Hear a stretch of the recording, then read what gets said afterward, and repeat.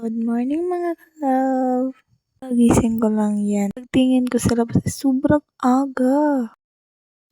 At nakita ko si Papa sa labas, may ginagawa na. At kami naman dito sa loob ay, ayan, may ginagawa rin. Hindi na ako nakapag-video papunta doon at pag-practice naman po ng Ligarda ko. Busy talaga, sobra. Time is pauwi na kami at kasama ko mga classmate ko. May bakla na naman kaming kasama. Kaya hindi boring ang aming paglalakad. Yung time na yun is papunta na kami sa cruising para magpauwi na. At talagang sobrang dalda ng aming kasama. Sobra love. At yan lahat ng mga kasama ko love. Papunta na kami pauwi dyan. At nasa course na kami dyan love. At tignan mo aming kaklase. At napatawa na lang kami lahat sa ginawa niya. At dyan banda love is pupunta kami sa kabila. At nagpapaaral na rin kami sa klase namin. At sobrang uwi niya talaga love. So, yan. At dyan love is may napapasakay sa amin. Kilala rin namin. Tsaka, yan. Sumakay na rin. Lagi silang tumatawan dyan.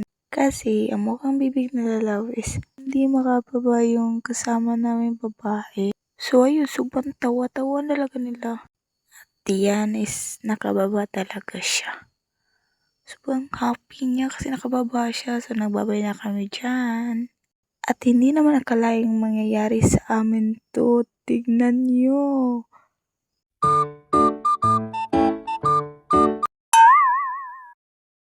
At yun nga, natumba kami. Ang pangdalawa talaga. At sobrang tawanan lang namin dyan. Parang hindi na makahinga yung kasama ko. At tingnan nyo mga love. Sobra. Tingnan mo. Tingnan mo lang. Oh, ayun, tumayo.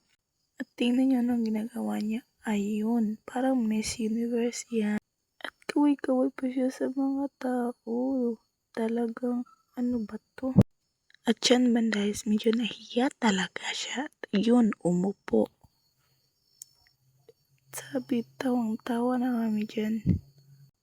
At yung time na yan is malapit na talaga kami. At tingnan mo ginagawa niya, ayun. Yan kami tatlo. Malapit na rin yan. At yan is talagang sobrang lapit na.